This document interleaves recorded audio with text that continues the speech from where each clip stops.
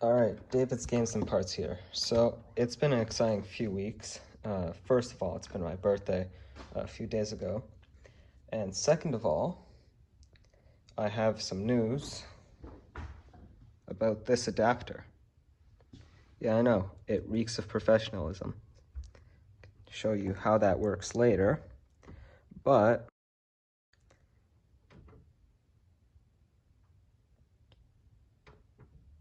it works better when the computer is plugged in. So the issue was actually the easiest issue I've ever had to solve. And it's that it works a lot better when you actually plug in at the other end. So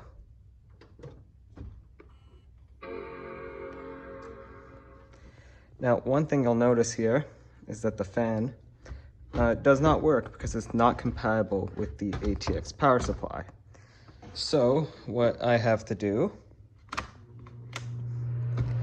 it's going to be a bit noisy, so I'm going to talk a bit louder. But I am going to get an adapter.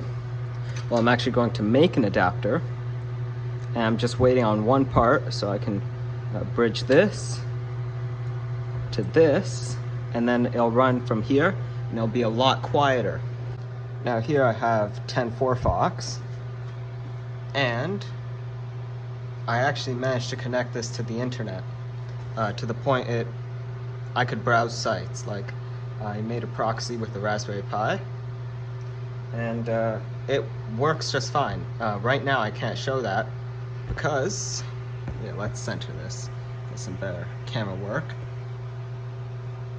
Well, right here there is no internet because it only plugs in through Ethernet. No Wi-Fi here either, but you know, I'd have to bring it in the house to do that. However, there is something. Oh, that's quite bad. Now, I actually did manage to get this to connect to the internet. Yeah, I've got 10.4 Fox 7400 running, and I made a proxy with the Raspberry Pi so that it could connect to the internet. Now, it's very slow, but it does work. I could browse modern sites and stuff. I went on the Apple site. And so I can't really show that right now. I can show a photo, but right here there's no Ethernet connection, so since Ethernet is the only way that will connect, I can't really showcase that in here. I'd have to bring it in the house, which I just brought it back here. Don't feel like doing that. However, there are some things that we can be doing, and it's video games. Right here I have Battlefield 1942. Yeah, that is some bad glare. Okay. Battlefield 1942. And I hope this does not need a CD key, because there isn't one. And we do have another game, Call of Duty 2. Now, I'm not fully sure if this will work, but I will make it work. I think this can work. The reason why, so if I can get a good focus here, yeah, it says that it needs 10.3.9 or later for the OS, which I do fit, but it says that the minimum CPU is PowerPC G5. I think we can make this work with G4. And yeah, it says 512 megabytes of RAM or higher. I have 768 in there. So, yeah, it'll be a fun time making that work. The other good news is that I have a better recording setup than I'm using right now that I can use. It's just that this was kind of meant to be a quick video, not a really super in-depth one. So I just said, let's just break out the iPhone and film it on there. But there is one more thing that I want to mention, because these were birthday gifts, and so is this copy of Call of Duty 4. I made a bit of a mistake because I just realized right over here it says for Intel-based Mac only, and the requirements are 10.5.4 for the OS, if you can get some focus, and more RAM than I have on the computer. So this just straight up won't work on here. And what's funny is that it could work in my current Mac if I downgraded the OS. But I have potentially other options of Macs that are going to be on the way that will actually be able to run this.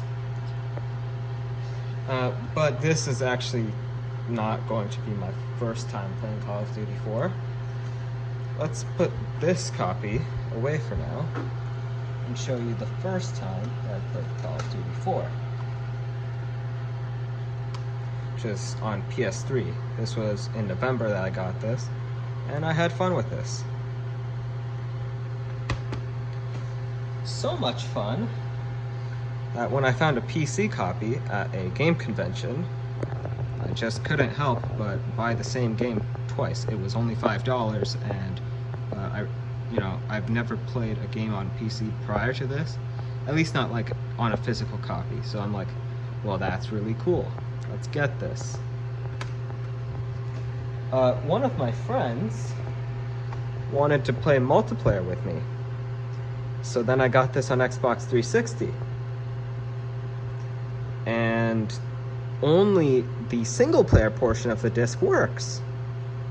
So it was not only a waste of $10 to play the single player that I'd already played twice at that point, but also I can't install this to my hard drive because it can't read the full disc. Let's clip that back into place.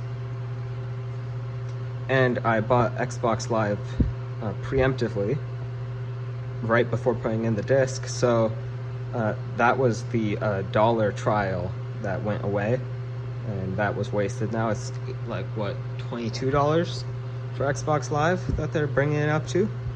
But the good news is I'm just going to buy a Doritos bag next time I want to play, and buy another copy of preferably a different Call of Duty. And yeah, so then we combine that with this one, and I'm competing for the record of who owns the most Call of Duty 4 on the planet. But we'll set this aside, and I'm going to try to install these. Alright, so good news, it is reading Call of Duty 2. So now we're actually going to try to install it, and I will be posting results. I'll put this on the desktop.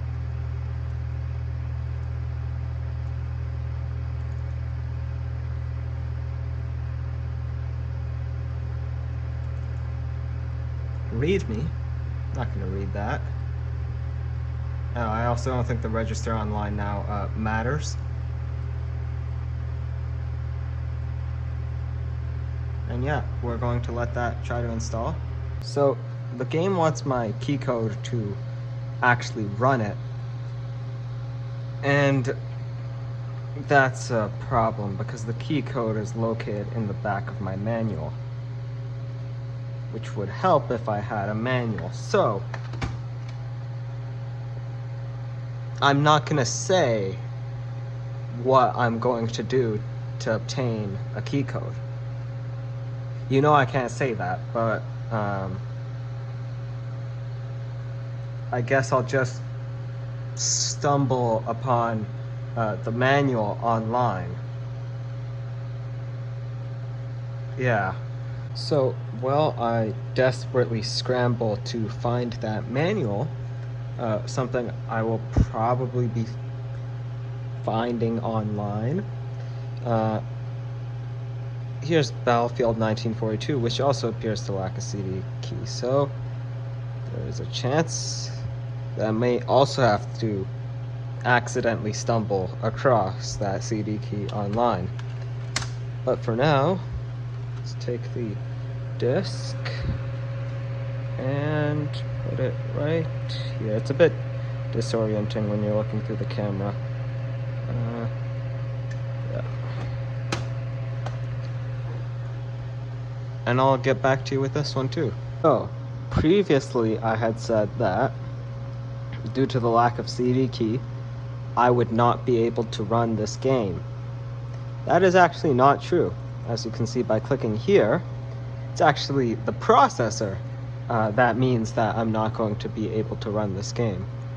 Because if we close this and we go to about this Mac, which, yeah, I need 500 megahertz.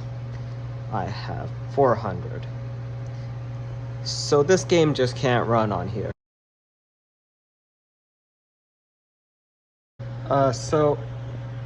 I just stumbled upon the key code for this. It just appeared right in front of me. I have no idea how. I was just looking. That's a problem.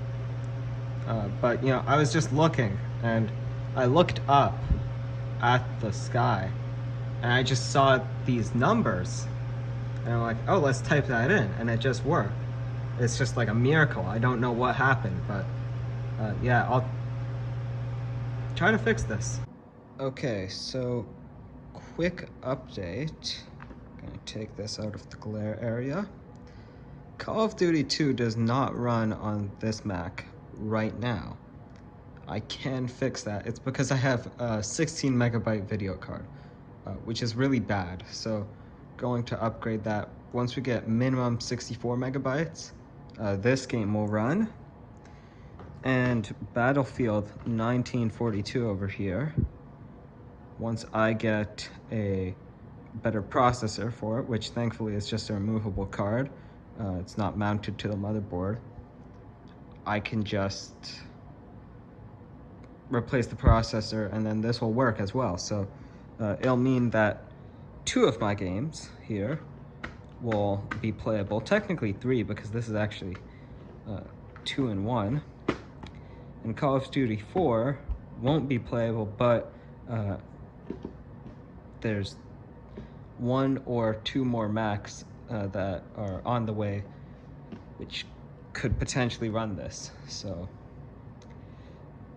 that's kind of it for this video, but that's an update on the Mac for you.